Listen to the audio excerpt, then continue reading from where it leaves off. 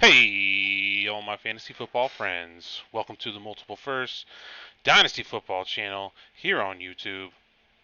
We are coming at you with our fourth and final positional breakdown for the 2022 draft class. Today, we will be talking about the tight ends of the 2022 class. Greg and I, how you feeling today, Greg? Uh, a little exhausted finally through kind of evaluating all the prospects for this class. And now comes the hurry up and wait period. Yeah, it's coming. Only a few more days. Only a few more. Should go by pretty quickly, I think. But yeah, tight ends interesting this year. There's no Kyle Pitts, there's no Fryermuth, there's no super beast, top tier talent, but there is a lot of guys who have pass catching chops, and are also there's just a lot of guys through the middle who any one of them could be a starter for an NFL team, and a starter for your fantasy team. There's also, yeah, like I said, a lot of pass catcher types. Not a lot of blocking only tight ends here, but yeah. Anything you want to talk about, like, as the class, the tight end group as a whole? It's a very deep class. I think it is unlikely, although it's possible. We'll talk about two guys, but I think it is unlikely that any of these guys becomes a routine top five finisher at the position. But and so in your one tight end leagues with no premium, that's mostly all you care about. But in any kind of half point or more tight end premium, there's a wide group of interesting guys in your two tight end leagues.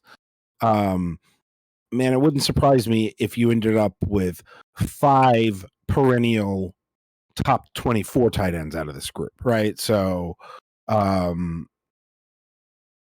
for your two tight end leagues, there's an awful lot of depth for you to go, maybe maneuver into those high third round picks and get a couple of those guys for very cheap and develop them for a year or two and lock up those positions that can be pretty hard to fill, or they keep turning over and you keep having to fill them. If you get a young guy who can be a tight end two, a quality high end tight end two for you, for many years, that makes your life a lot easier. And there are a lot of opportunities for that in this class. Yeah, I feel that. We talk about tight end is kind of notorious for having guys that slip in the draft, like, kind of pop, right? I mean, George Kittle was a fifth round pick. Darren Waller, like, he was, I don't know what his original draft capital was, but I know the Ravens parted ways with him before he really popped off. Um, yeah, so there's gems to be found. I'm sure, like we're saying, a lot of these guys are going to be tight end twos most likely, but probably one of them has a plus career. It's just really challenging to identify who it is. Um, what do you For look sure, for in I a I tight think end? so. Yeah. Like, So I yeah, think tight ends, a tight end is the position that college offenses struggle to use. So there's a lot of projection in tight end, and you're looking for athletic freaks. You don't see these. You don't see sport switching players succeeding at other positions, but you do see it at tight end with the basketball switchers, because guys who have the right frame and build, um, uh, can develop over time, even if they're extremely raw at the position. Skill isn't the biggest thing. The other thing I look for in a tight end is, like, there's this weird thing where we don't care about blocking, right? But blocking determines usage, right? So, if a team is going to run a lot of 11 personnel, that's 3 receivers, 1 tight end, and 1 back, and they're going to run that as a main package, then they're going to want a tight end who can catch and block. And if you've got a tight end who can catch, but is going to struggle to be the lead blocker on an off tackle run, to line up next to the tackle and, double team the end and dig him out, that's going to limit the opportunities for that player to be on the field to be a receiver, right? So we don't care about blocking, but we have to think about blocking in terms of who's going to be a useful player. who's going to get snaps, and snaps are going to dictate usefulness in fantasy. Yeah, I agree. It kind of plays off like we see the running back position, where guys who can't pass block don't get on the field, right? Like you have to be able to do what the scheme requires of you in order to be on the field at all, so you're not a detriment. If you're one dimensional, you become very easy to defend. Absolutely. Yeah. So who's your tight end one in the class, brother? So I think there's a pretty consensus tight end one in this class, and it's Trey McBride, the tight end out of Colorado State. He is 6'3" and 5/8, 246 pounds, runs a 4.56 40, which is fast for that size and quick. He is the size. He's like at the bottom fringe of what you want in an every down tight end. But his play strength looks good and better than his size, right? So a lot of the question here is, can he be good enough to be that 86% snap share tight end, right? That guy who's on the field all the time, because he's a really good receiver. In 2020, Colorado State played 4 games in the COVID shortened season. McBride had 22 catches for 330 yards and 4 touchdowns. The team in those 4 games had a total of 59 completions and less than 800 passing yards, and he put up 22 and 330. That's really last year. Last year, 90 catches for 1121 through the air on a team that put up only 237 completions and 3,000 yards, right? So almost 40% of the team's catches for by one player.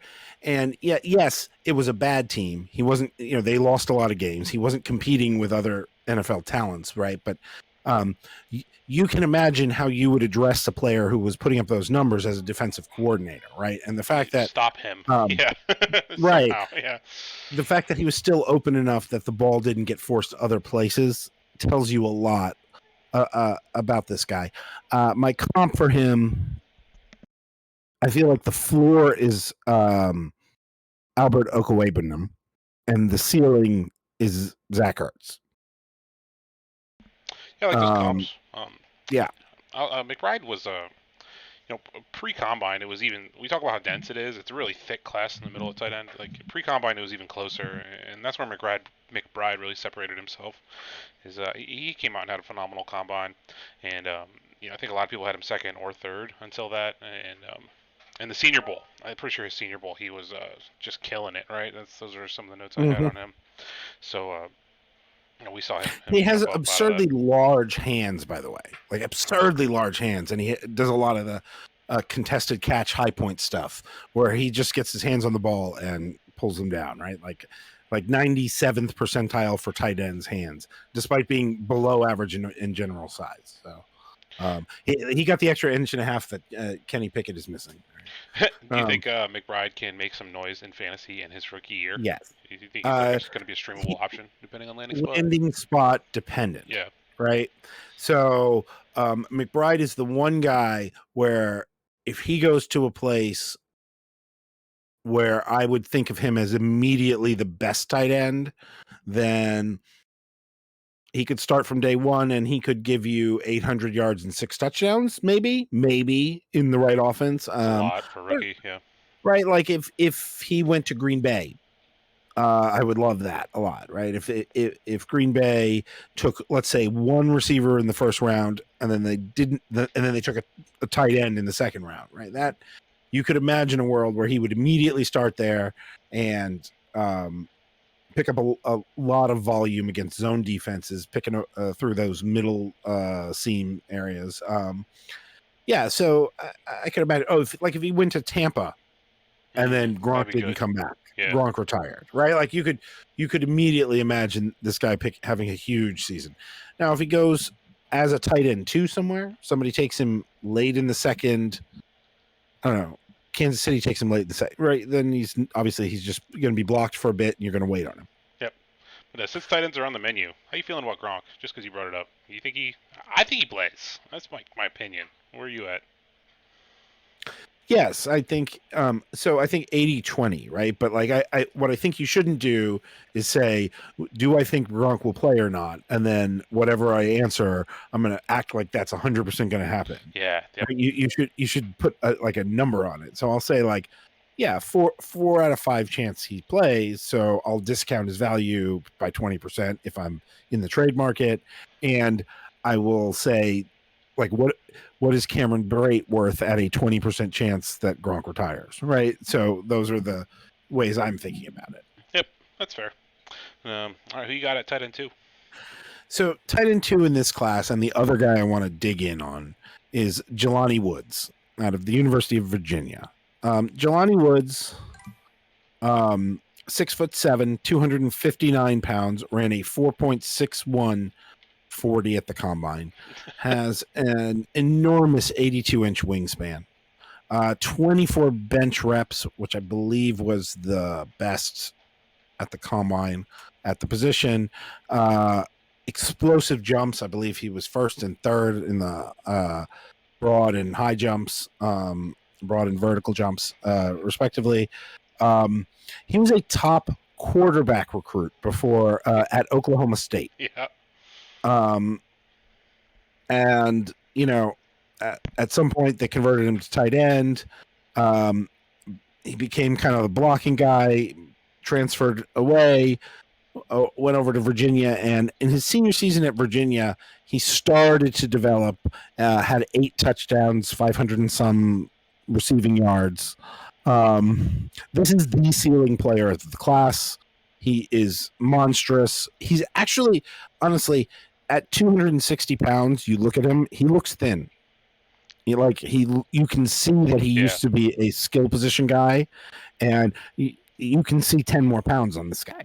And he posted the best relative athletic score, which is one of the measurements that analytics people have developed ever at the position.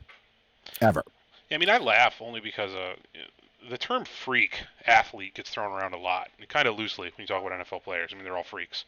But this guy, Jelani Woods, is a freak among freaks. He is absurd with that 40 time, that height, that weight. Just all his ratios are just they break the scale for what this guy is from a measurable standpoint. Yep. Yeah, I want to get this guy. I'm hoping I can get at him, but I'm afraid the hype train is going to catch fire on Jelani Woods, especially if he gets a second or third round capital. Mm-hmm, absolutely, and he's a good blocker, right? And so as a guy who converted from quarterback, he ended up being a better blocker than a pass route runner, right? He's kind of raw. He played some wide earlier in his career too, but he still was more of a blocking guy. He compares very favorably athletically to guys like Eric Ebron and Mike Gesicki, but he also reminds me a lot of Greg Olsen. So like that to me is the ceiling, and that's, I think, quite a compliment. But he can be a monster in the seams that is just too big for safeties and too athletic for linebackers. It has that potential if he puts everything together. And so this is the other guy besides McBride who I'm interested in, regardless of landing spot and draft capital. How do you feel about Jelani Woods going? I have the draft order up in front of me. What if the Cincinnati Bengals take him as the 63rd pick? I think he's raw enough that he'll end up in the 3rd round, but I'd be all over that. He becomes a second round second round rookie draft pick. Yeah, like back into the second. Yep. Now, I really do think there's a chance he drops to the 4th, but I kind of think he is going to go in that like 70 to 90 range, and will probably rise into the area with Trey McBride. Now, I will say, caution this, right? Like, floor with Trey McBride is so safe, and the ceiling is not that far off, right? Like Right. in terms of production, not just athletic traits, right? And so if the hype, if he goes 30 picks behind McBride, but then like the hype train starts pushing him up toward maybe he's the tight end one in this class, that's going to end up being a little rich for my blood. I can envision him, the the toolsy guy getting that hype train. So just watch out for that. Yeah, you're not going to take Woods over McBride pretty much ever, unless capital really dictates that. Right. But, absolutely. If somebody goes and if he goes well ahead of McBride, that's a totally different situation. But yeah, exactly. All right. So that's the two guys who I think are really, really interesting sub-elite prospects, right? That's kind of tier 1 for you, those two guys. Yeah. It almost might be tier 1 and 2. Sure. But the next 10 guys, some of them are going to end up really panning out. And the ones who end up in the 6th round, you forget about. The ones who don't get top 150 draft capital, you forget about unless you're in a 6th round startup or you traded away all your picks and you got to fill your taxi with UDFAs, right? Yep, that's wrong. But some of these next 10 names will go in the 3rd round, maybe 4 or 5 of them. Some of them will go in the high 4th round, right? And those guys you want to be looking at, especially if they find a landing spot where they can play right away. Okay. So the next 10, who you like? And there is about 10 here. There's a lot. They're not in my order. These are not in any particular order. Mm-hmm. Okay. In fact, these are probably closer to consensus order than my order. This is more like the order in which I wrote them up based on lists. So the first name is Isaiah Likely. He played at Coastal Carolina, so small school, 6'4.5", 242. So this is a move tight end only.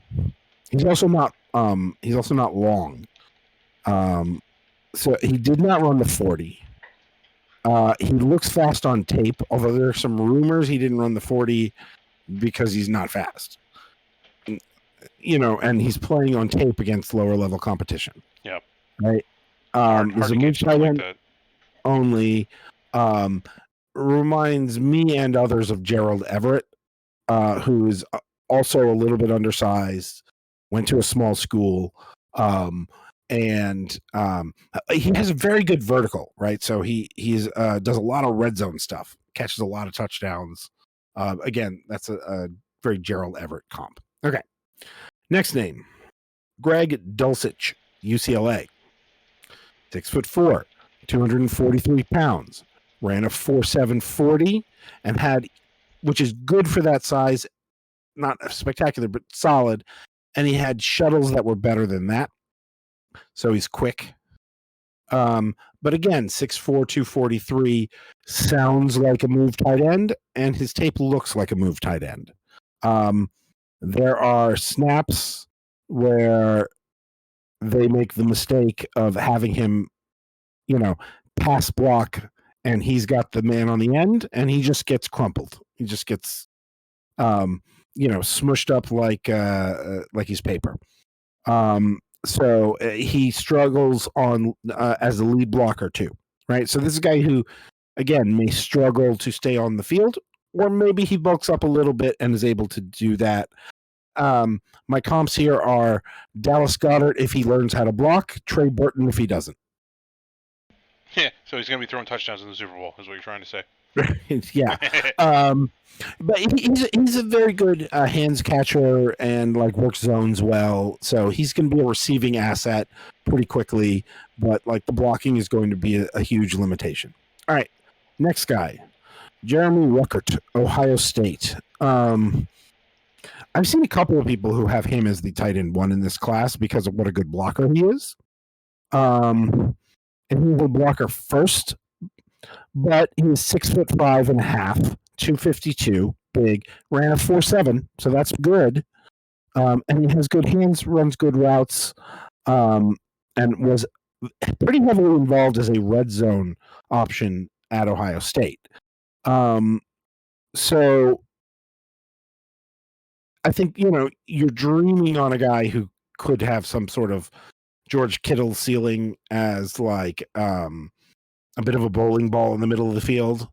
But the name I think of when I see him is Tyler Higbee. Yeah, it's an okay comp. He's Higbee was a quality starter. Ruckert was like the pre-combine, pre-senior bowl tight end 1, from what I recall. Going back to like December. It was very open. I think he was like right in there. The thing with Ruckert is that nobody ever thought he was going to be a dynamic receiver, right? But like, if you can get a high plus blocker and an average receiver, as an NFL team, you're very happy. Now, as a fantasy asset, again, that's like real boring, in a one tight end league, even a premium. But in a 2 tight end league, if you tell me, oh, this guy's going to be on the field for 86% of snaps because he's such a good blocker, and he's going to be a trustworthy dump-off option, well, I can in a 2 tight end league, that's a lovely asset to have for many years, right? So that's what I see with him. Higbee's a little bit like that. And Higbee's a very useful player in a 2 tight end league, like very, very useful. Oh, yeah. Next name I've got is Cade Otton. Washington, 6'6", 257, very good blocker, very big target. I shouldn't say very good blocker. Good blocker, very big target. Eats up the soft spots and zones. Cole Kmet, Todd Heap are names that have similar stature and like similar depth of target and work similar zones in the field, and have similar blocking profile. So those are guys I think you can sort of dream on him turning out like. Next, Charlie Colar. This guy's one of my favorites in this class. He of the really relevant players, I think he has the second or third best relative athletic score in the class. He went to Iowa State, 6'6.5", 252, ran a 4.62. Probably has the best hands in the class, runs good routes. He's surprisingly nimble. The thing that really hurts him is he blocks a lot weaker than 6'6.5", 252 should. And my comp for him is Logan Thomas. So he's one I sneaky like. His movement scores were terrific. He, again, for a guy at his weight, his bench press reps were really low. And so, this is a guy who might also struggle to be a 3-down tight end. But if he can get up to that level, I could see this guy being, again, like Logan Thomas, Dalton Schultz, like a legitimate back-end tight end 1 for a long time. So Colar's a guy I like. His senior year in high school, for what it's worth, he had 66 catches for 1,200 yards and 15 touchdowns for Colar. That's pretty sweet. I mean, it's high school, but that's a lot. That's really good for a tight end. Yeah. Next name, Jalen Weidermeyer, Texas A&M, 6'5", 255. He ran a 5.02 240, which is he has some of the worst athleticism you will see. But he was really productive as a, I think, 4-year starter at college at A&M, 3 or 4-year starter. So this is a guy who production models really like, right? They say, oh, this is a guy who was productive at a very young age, stayed productive over a very long time. And tape people are kind of okay with him, but then the athleticism is so underwhelming. I suspect this is going to be one of the guys who slips. But if somebody wants to come up and take him in the 3rd round, I think you have to be aware of him. Yeah, I remember him being a lot higher on the board during a few months ago. McBride or Weidemeyer was a lot of the talk. Yes. I want to say in December. And then his poor combine and all of his poor measurables just kind of moved him down the board a little bit. But if somebody just decides they're going to overlook that, you need to know that name. Yeah, I agree. He's someone I've been looking at. I've at least heard a little bit of all the dudes we've talked about so far. These last few dudes on the list, though, I've never even heard of. To be perfectly honest with you, as we get into them here. All right. So the next guy here is Daniel Bellinger of San Diego State, 6'5", 253, ran a 4.63 40. This guy also has a great overall athletic profile. He is less than Jelani Woods. He weighs a little less. He's just an inch or so shorter. He's 2 inches shorter. He's 6 pounds lighter. He ran 2 100ths slower. And he went to a smaller school, although it is FCS. But this is a kind of an athletic freak, too, who had a very good Senior Bowl. Turned some heads. Very strong at the point of attack. Good athlete.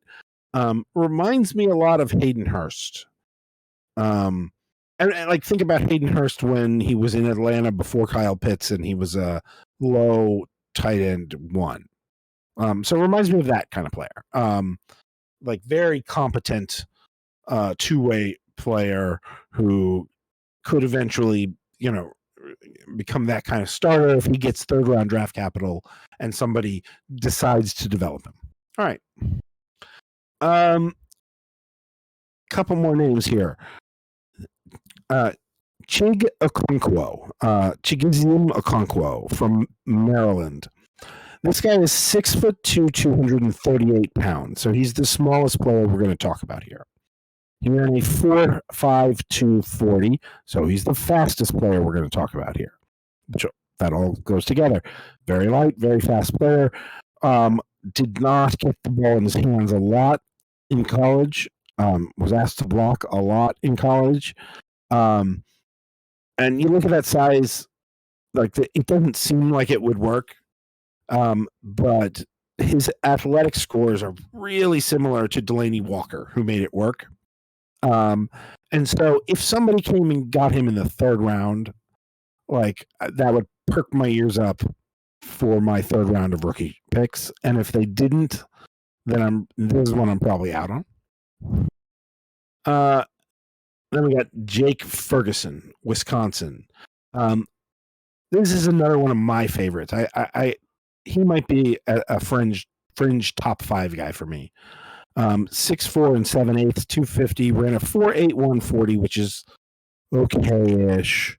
But he's a real good blocker right off the bat.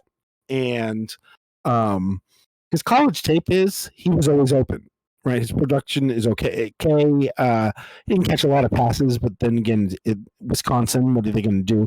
Had a fantastic Senior Bowl. Just a wonderful Senior Bowl. All week. Practices, route running, all of that. Very, very good. Gives off strong Dalton Schultz, Hunter Henry vibes to me. Ooh, so I like that. I suspect this is going to be a late third round pick, and somebody's going to be pretty happy. So yeah, of this second group, I would say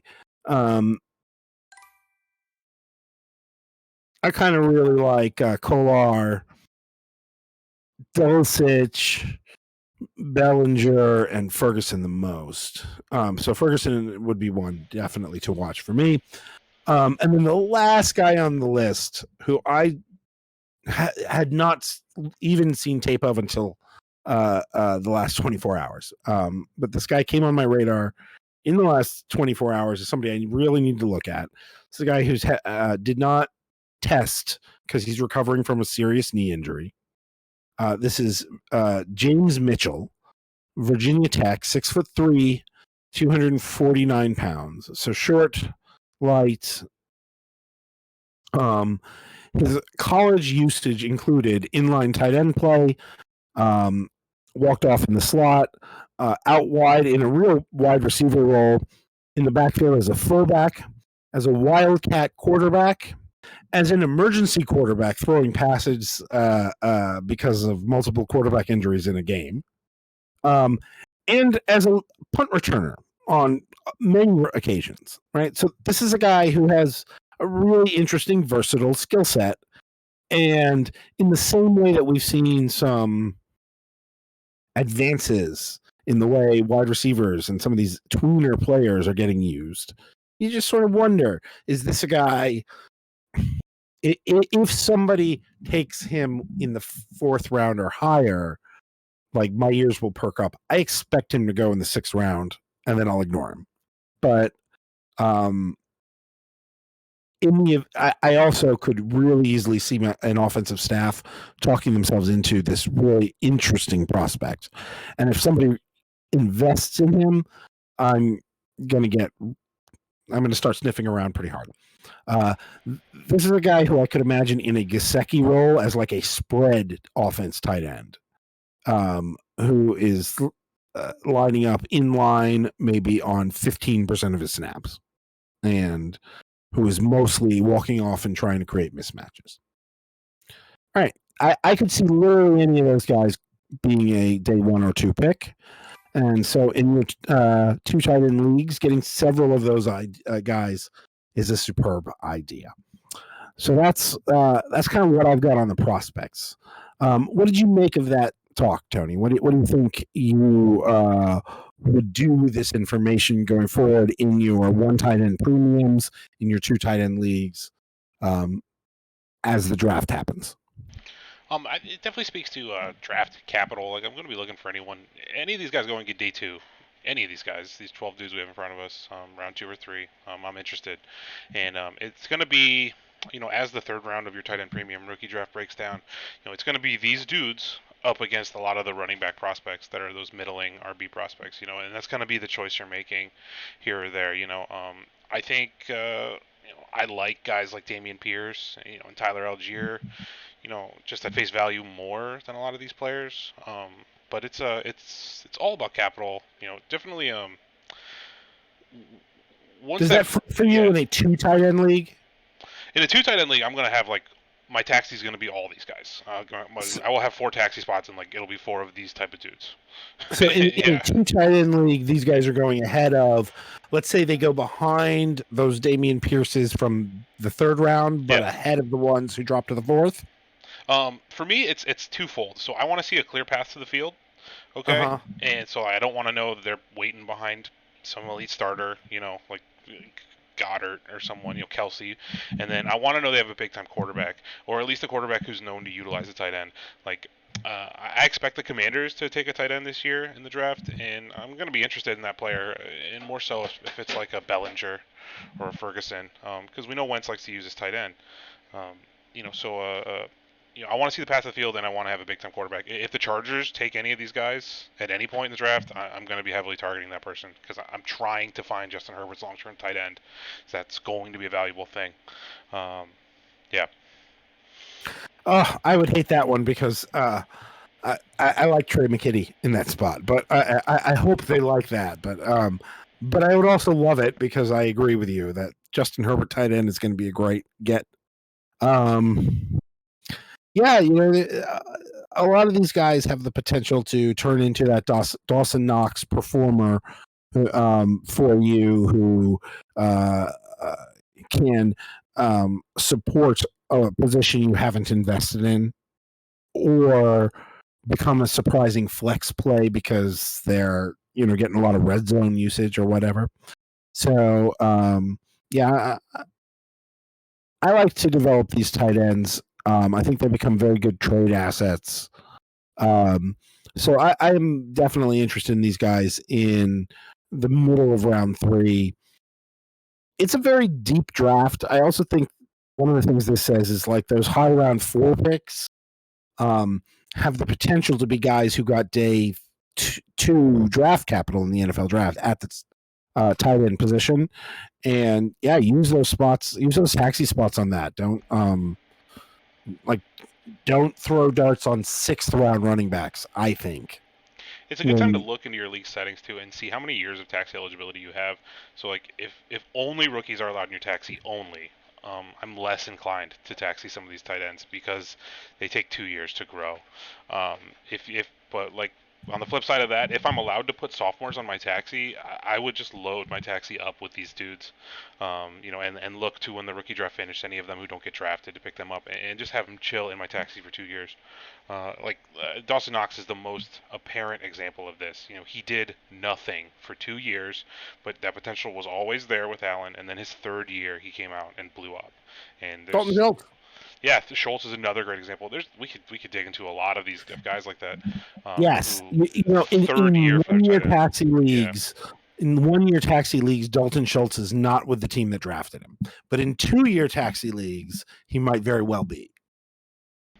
Absolutely, yeah, and that's what I'm doing. We talk about McKitty, excuse me. I have McKitty stashed in a lot of places, and more so in places where I could have 2 years worth of that. Harrison Bryant was the guy from years past who I really squatted on, in 2-year taxi leagues. I'm hoping he does something this year, as I really like Harrison Bryant, but it's kind of looking dark for him. Well, let me ask you one more question here. Yes, sir.